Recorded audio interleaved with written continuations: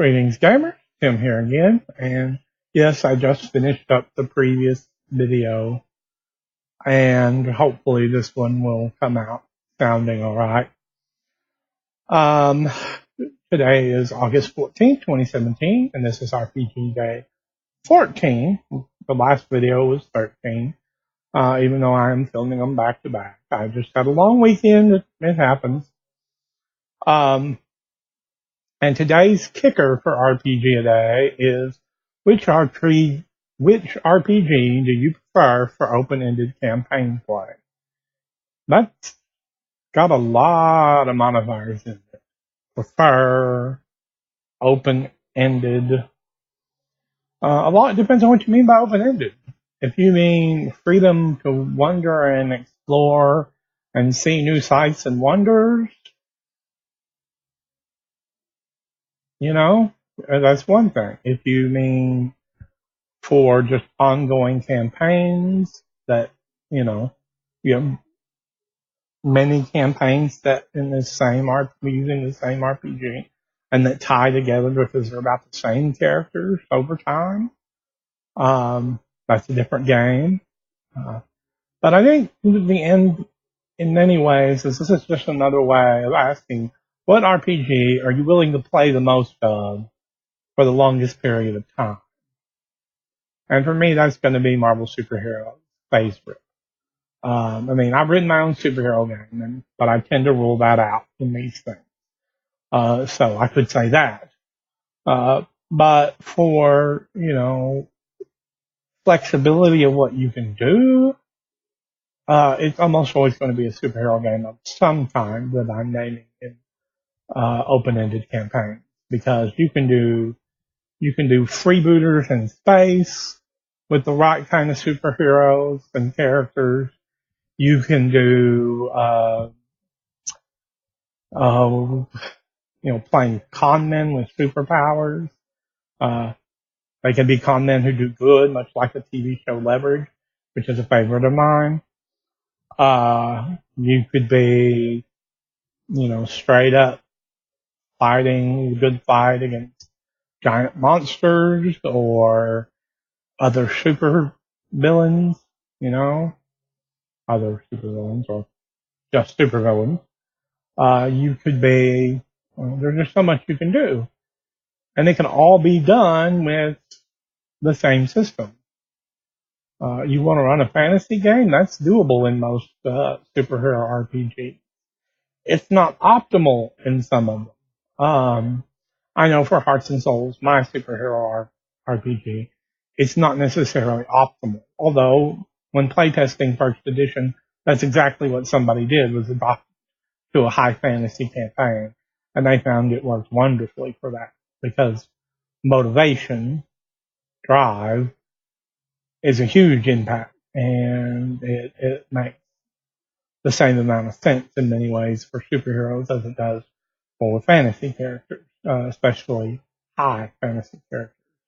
Low fantasy characters often have mixed motives, and that gets a little complicated. But it's open-ended play. I'm going to go with a superhero game, because you can do just about anything. You can adjust the scale ever so slightly in a superhero game. Just because the book says X equals Y, that could be toned down to where it's all within human scale. And you could run an urban fantasy game. I know I have a friend who does that. He uses Hearts and Souls for urban fantasy. I know it's been done for science fiction games. I run Marvel Superhero as a sci-fi game plenty of times. Especially because, aliens are pretty easy to write up when you have all these powers that can describe exactly what an alien is like. Okay, this guy's a reptilian guy who's a little stronger than normal, and he regrows his limbs if they are chopped off. Okay, we can write that up. This guy's a robot. He's a lot stronger than normal. He's got natural armor, but he can't heal. Easy to write up in a superhero game. So it comes down to ease of use. Superhero games, for me, can fit a lot of different genres because they're meant to do the biggest kind of kitchen sink setting that we ever had, which is superheroes. Because superheroes, especially comic book superheroes, extend a full range of story types and storytelling and events that go on, from cataclysmic to exploration, uh, seeking cures for diseases, running foundations to help the poor. All that stuff can happen in a superhero game. And so it gives you all sorts of different ways to run those games. And a superhero game tends to be able to cover most of the stats and skills and that kind of thing that would be important. Now, if you want it to particularly emulate a specific subgenre that falls outside superheroes far enough, like you want to run a noir game, superheroes is probably not the best pick for an open-ended campaign in a noir world, unless it's superhero noir. And even then, you might find something a little more suited to the novel style noir that we become accustomed to in many ways. But that's it. I mean, I can't really overcomplicate it any more than that. Can't ramble on much. But, I like superhero games.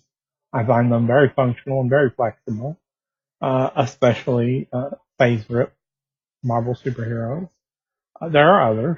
There are plenty of others, and they all do variable jobs at doing what they're supposed to be doing. You know, some of them are to my taste, some of them are to your taste. That's great.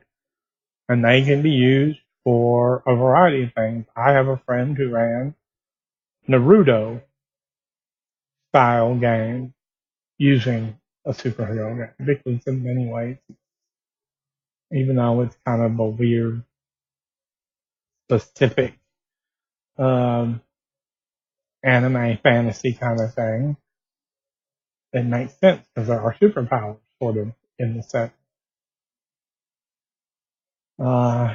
So that's where we're at.